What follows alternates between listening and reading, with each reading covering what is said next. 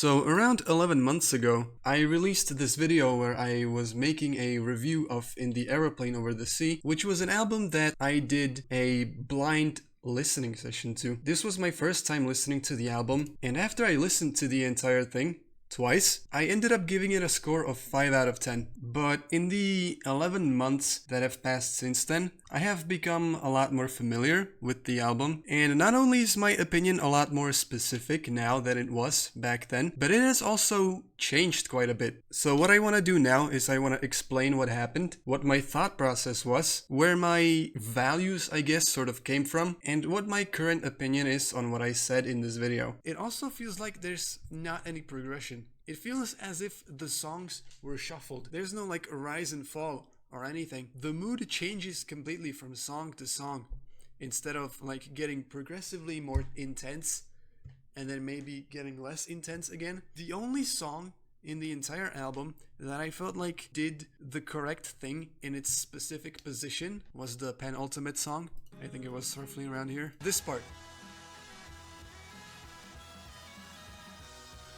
I think this one works very well. I would have preferred if it was at the end, but I understand if they want to add another song after this one to release the tension a little bit. Okay, so my main problem with the entire album was that I felt that the songs were just ordered in a really strange way, and because I didn't feel like there was some sort of overarching rise and fall, the album kind of suffered as an experience. And I want to highlight one very important thing that I said. If the entire album did its job as well as this specific song, I think I could have given this like a solid 9 out of 10, but the way things are, I don't really see the vision, man. Even in this video itself, I already said that the songs are a 9 out of 10 for me, and the progression is the only thing that makes the album go from a 9 to a 5. Let me repeat, the songs themselves I gave a 9 out of 10, which is an opinion that I can, like, get behind. And I'm glad that I made it clear already on my first 2 listens in this video that I do like the songs conceptually. And the only thing that I really have a problem with is my judgment of the album overall. So now here's what happened, right? For me, this series is basically like the very beginning of my album listening journey. The amount of albums that I went out of my way to listen to prior to this series is absolutely minimal. That's kind of the entire point of the series in the first place, that I want to document myself getting into the album listening thing as a hobby. And prior to me starting the series, the only album that I really like properly experienced in the form of an album was this album called Heretic, made by, I still don't know if it's pronounced Deford or Deford. I guess it really doesn't matter. You might know him from the GD community as Sir Hadoken. But yeah, I did listen to this album a lot in 2023 and 2024. Specifically because of the fact that he and I know each other. Like, I followed its entire creation process as closely as I could have. And he has been very open about the fact that he put a lot of effort into the songs, like creating an overall sort of sense of story. The album describes an entire relationship through its naive beginnings into the first like conflicts, and then eventually a breakup, some sort of retaliation, depression, and then eventually moving on. And so the songs kind of move very, very smoothly from being like happy and sweet, and then eventually a little bit more intense, and then genuinely like angry and aggressive, and then a sad one, and then like a bittersweet one at the end. The entire thing like functions as one cohesive story, right? And because that was the only album that I had been familiar with prior to this series, I went into every album with the idea that every album should do that in some way. In other words, like, there's no point in releasing album instead of singles if they're not gonna form a cohesive entirety together. And it is still a massive bonus to me if an album does this, but I have sort of like stopped requiring it because I now have a big enough sample size where I can tell that it's just not a common thing to do. And so from now on, I'm just gonna treat every album as more of a playlist, if you get what I mean. I'm gonna judge the songs like independently of each other. That said, the question remains, do I still agree with what I said about the order of the songs? I have created this chart to help explain what I meant when I said that back then. Because again, I was expecting to see some rise and fall as the songs went on, and in the beginning it really seemed like there was gonna be one. King of Carrot Flowers 1 through 3 really do flow into each other pretty well, but then around the middle of the album it just gets really messy, and then at the end everything kind of functions decently next to each other again. And so I was a little bit upset about this middle part, but I didn't remember the songs well enough at that point to offer any alternatives. And so now I have kind of like messed around with these songs a little bit, tried shuffling them around a little bit, see if there's anything that works better. And firstly, I found out that that is a bit of a problem because some songs are just incredibly difficult to separate from each other. Like these three, these two, and these three, which all three of those really could, in theory, be considered one song.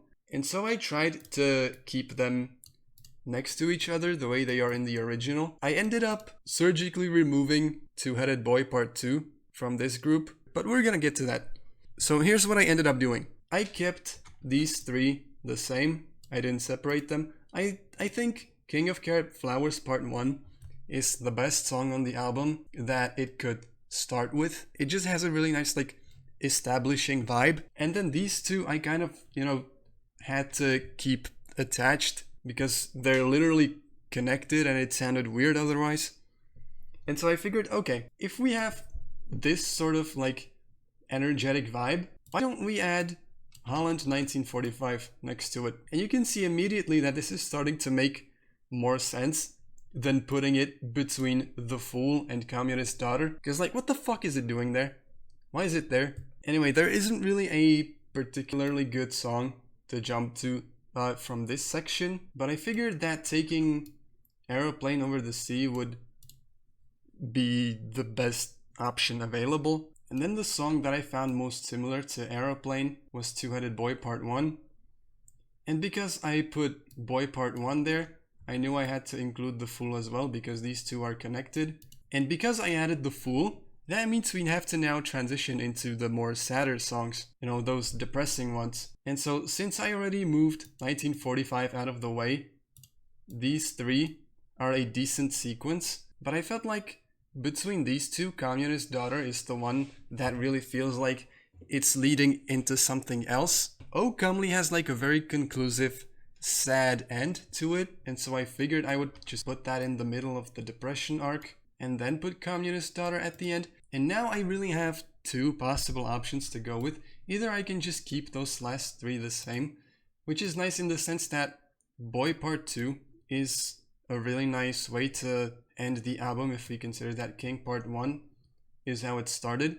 They just feel like a nice start and finish together. But I also just can't help but feel like Untitled is the one song on the album that is like most inherently conclusive feeling, if you get what I mean. The only reason that Boy Part 2 feels conclusive compared to the other songs on the album is because it's in a very distinct key. Because all of these other songs on the album are written in keys that, if you look at a piano, it would pretty much entirely consist of those white keys, and at the very most you would have an F sharp, a C sharp, or a B flat. And then Boy Part 2, I believe, is written in something like A flat major or something, it's the only song on the album that you would play with a capo. And so while it's technically like a really bad way to put it, it's basically like if the album was modulated one semitone up for the last song, which does mean that it feels a little bit weird to put it anywhere else except at the end. But Untitled just feels even weirder to not have at the end, so I ended up shoving Boy 2 between Kami and Ghost because I feel like these four vibes are still a fairly decent sequence. But realistically, you could have Boy 2 at the end. You can think about it and give me your own opinion on this. I don't think this video will be seen by enough people for anyone to actually like go out of their way and try this order. Like, I'm genuinely fucking talking to nobody here. But yeah, me personally, I just found Untitled to be better at the end. In the review that I made, I suggested that Holland 1945 also feels like a very conclusive song. And in a sense it does. And I could imagine that song at the end of a hypothetical alternate reality version of this album where the songs that are in the middle are different. Like, I could theoretically see it at the end of something. I just can't see it come after Untitled. To me, this is really just kind of an unmovable wall that nothing can come after. But yeah, I do wonder if me from 11 months ago would have instead listened to this variation of the album, would I have liked it more? I do indeed think that this new order is a slight improvement to the original. The only problem that it really has is that those connecting bits that tend to be between these songs sometimes have to get chopped, and so you end with some slightly awkward transitions like this one. But overall, it's not really that big of a deal, I don't think. But now let's address the arguably more important part, which is how I feel about these respective songs now. Because another thing that happened in my review video is that after my second listen, I ended up saying that these songs are basically just noise to me, and they aren't really like entering my brain properly, and I can't get invested in their atmosphere, which is very ironic considering what I'm about to say. But yeah, the reason that happened to me is because this is something that I already knew about myself back then, but when I listen to a piece of music, let's say when I listen to some song, I pretty much never enjoy a song on my first listen. There are very, very few instances of me hearing a song for the first time and being like, holy shit, yes, I'm loving this. And because I did already know this about myself back then, that was the reason that I listened to the album twice. That was why I went into it a second time, because I thought I would be more confident about whether I will enjoy these songs or not. But unfortunately, I was even less confident, and it ended up taking around a month after me uploading this video to be like, wait, hold on. Wait, maybe those songs slapped. Like, after I uploaded this video, I literally did not listen to a second of this album for around a month. And then one day, completely out of nowhere, I suddenly thought, wait, hold on. I completely out of nowhere felt a really strong urge to re-listen to Untitled. I do repeat this in the video already, but Untitled was the one song from the album that was just love at first sight. And so I listened to it again, and yeah, suddenly, when I listened to it then, I had a blast. And so I started listening to that song, and then after a couple days of me listening to that, YouTube started recommending me Holland's 1945, and I listened to it and I thought, okay, I am also enjoying Holland 1945. And for a period of a couple months, I was in this state where I really enjoyed some number of songs from the album. And then for the rest of them, I thought, those are kind of mediocre, but I do have my set of songs that I enjoy. And the amount of songs that I enjoyed just kept slowly going up one by one until eventually I ended up liking all of them. And that's how I got where I am today. Now, I want to clarify that out of the 5 album reviews that I've recorded, I've uploaded 3. And then I also recorded 2 more in like November that I never ended up uploading. This is the only one that I did end up starting to enjoy. The other 4 I still don't particularly care about that much. I don't listen to any songs from them, and I generally do stand for what I said in those videos. But this was an exception, and it had me thinking. I recorded 5 album reviews, and I was overwhelmingly negative in every single one of them. And I didn't want my series to be that. I wanted my series, I did want to have a fair balance between albums that I liked and albums that I didn't like. And then I figured out that that's just not possible with the way that I am and the way that I approach these videos. Because on my first listen, I am not gonna actively enjoy almost anything. And so, if I continue this series in the future, I will try to, firstly, keep it in mind that I will not actively enjoy listening to these songs on my first listen. And so instead of judging them by how much I'm enjoying them in that moment, I will judge them by the potential that they have for me enjoying them, which I already did to some extent in all of those 5 episodes. Like, I was aware of that and I did take it into consideration, but I will take it into consideration even more starting from the 6th episode onward if I ever continue this series. But the second thing that I will do to prevent things like this from happening is that I will not record my reaction, edit it, and upload it in the same day or even week.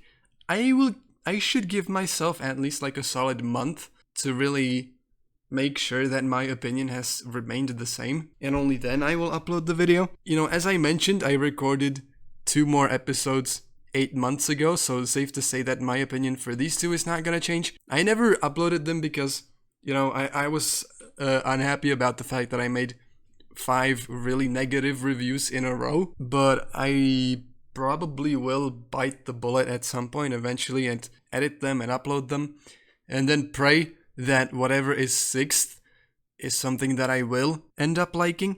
And I do have an idea for what I could use for that, but I'm gonna keep that to myself for now. Okay, and I suppose now we can get to my actual thoughts on these respective songs. Why the fuck did it jump to Untitled? I clicked on this. What the hell? Okay, sure, whatever.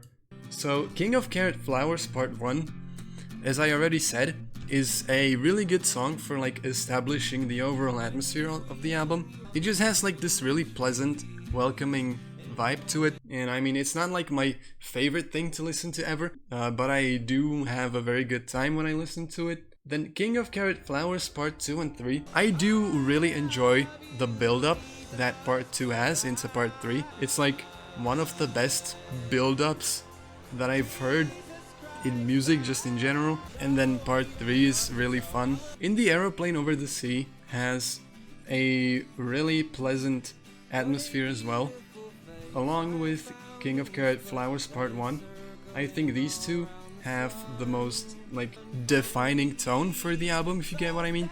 Like, when I think how the album makes me feel, this one is the one that like describes it the most accurately. I do very much enjoy the flying saw that's playing in the back. I've always had a thing for like high-pitched sounds in music. Not that I can think of any other examples, but like this is the song that would play, as I said in the review, when you're looking up and your friend is on the aeroplane leaving you. Like, I literally imagine myself in the world of this album cover. I was only gonna bring this up after I cover all of the songs individually, but I have to say it now. Usually when I listen to music, it's not anything more than that. It's just music to me. It's beeps and boops that I like the sound of. In the Aeroplane Over the Sea has provided me with an experience that I have never had with any other piece of music.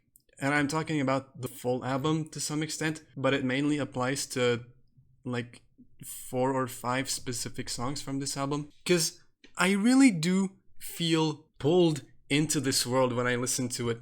Like, this album cover could not have described the atmosphere any better. Like, I am literally imagining myself in this beige medieval fantasy world. I know that the original drawing is not supposed to depict medieval fantasy, but it just feels like that to me. I wouldn't be able to explain to you why. But yeah, it just has something really special about it. Something supernaturally sentimental. Like, I've never been immersed in a song nearly as much with anything else as I have been with some of the songs from Aeroplane. And it's really kind of amazing. I wish to find more stuff like this. I wish to find this kind of experience more times in my life, because to me it is exceptionally rare. And if I think all kinds of media, like not just music but also like games, TV shows, movies, anime,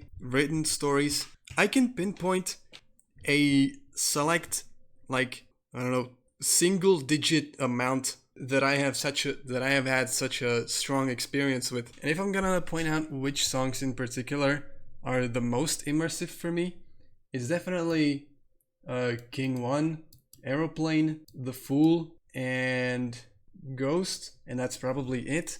Anyway, yeah, if I move on to Two-Headed Boy, I will say that Two-Headed Boy has consistently, for as long as I've been listening to these songs, been among my least favorites.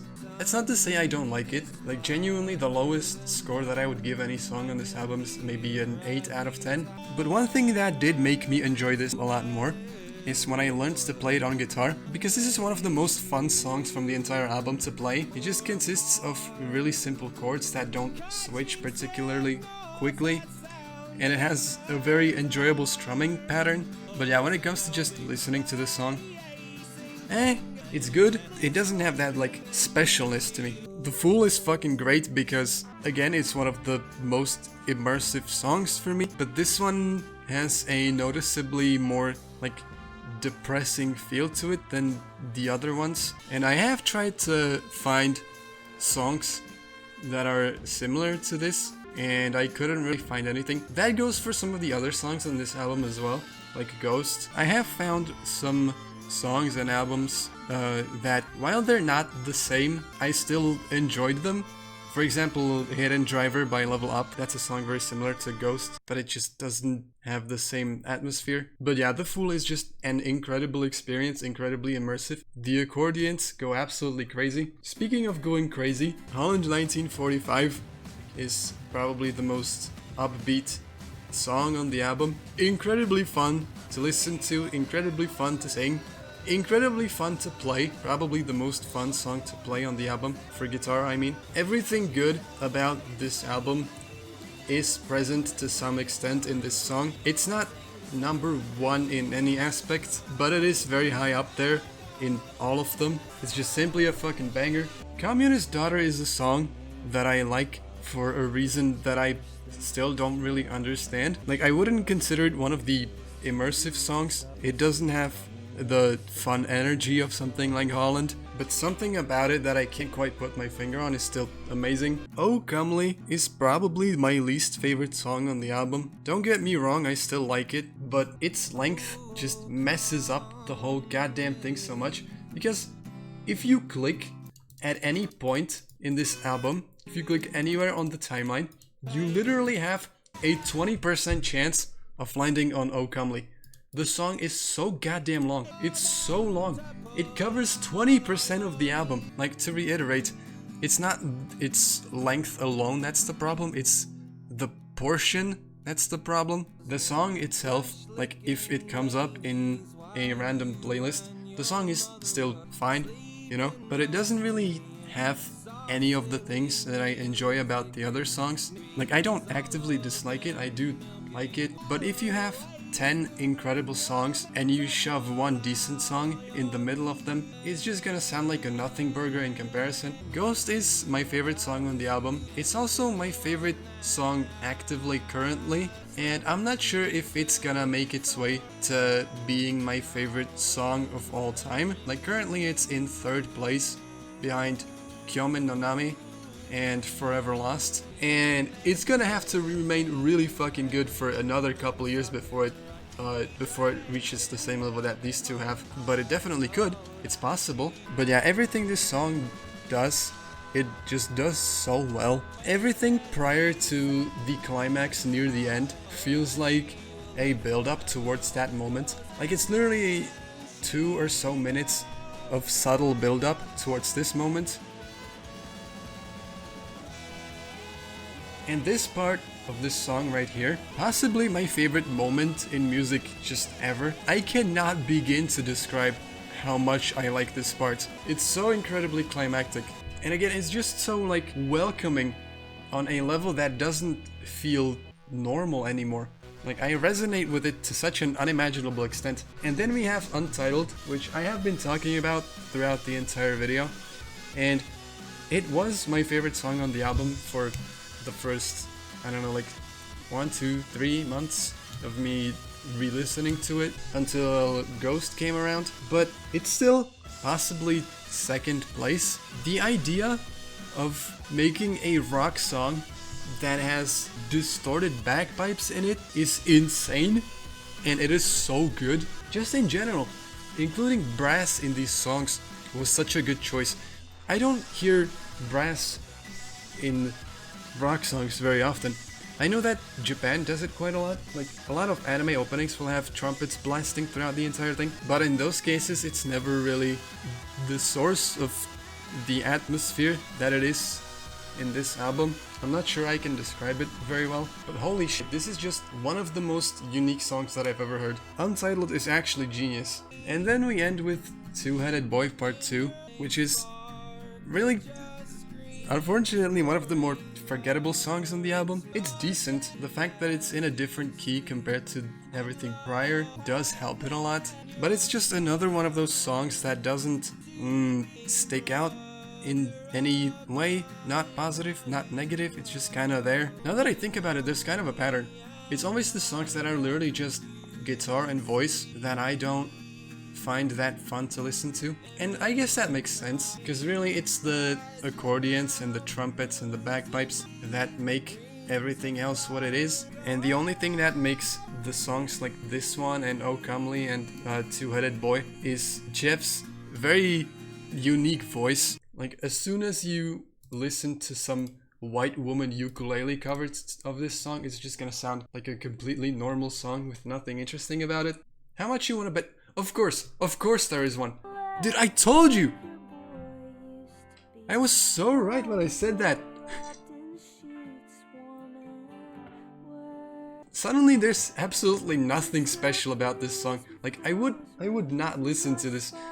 Sorry, Phoebe, I don't know why I hate it that much. I don't know what came over me in that moment, but you know, it is Jeff himself that makes a lot of these songs what they are. Anyway, how about I give them actual numbers? So King 1 is a 9.5, King 2 and 3 are a 9.5, Plane is a 9.5, Two-Headed Boy is like an 8.5, Plane is a 10, Two-Headed Boy is like an 8.5, The Fool probably a 10, Holland 1945 is a 10, Communist Daughter 9.5, Oh Comely 8 maybe, Ghost 10, Untitled 10, and Two-Headed Boy Part 2 is an 8.5.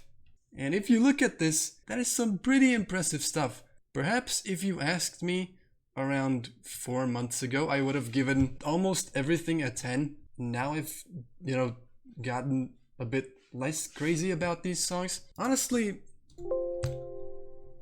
maybe these are a 10? I don't know, I'm not sure. Anyway, here comes the part where I was gonna talk about something and I've forgotten what that was. No, I genuinely don't know. I was gonna say something, but I don't remember what I was gonna say. I guess I'm gonna leave it like this. The reason that I'm making this video now is because let's just say that for the next thing that I upload, there's a decent chance that new people will discover the channel, and then they will look at my upload history and see the review and be like, what the fuck? So I wanted to clarify on that before I upload the thing that I'm about to upload. But yeah,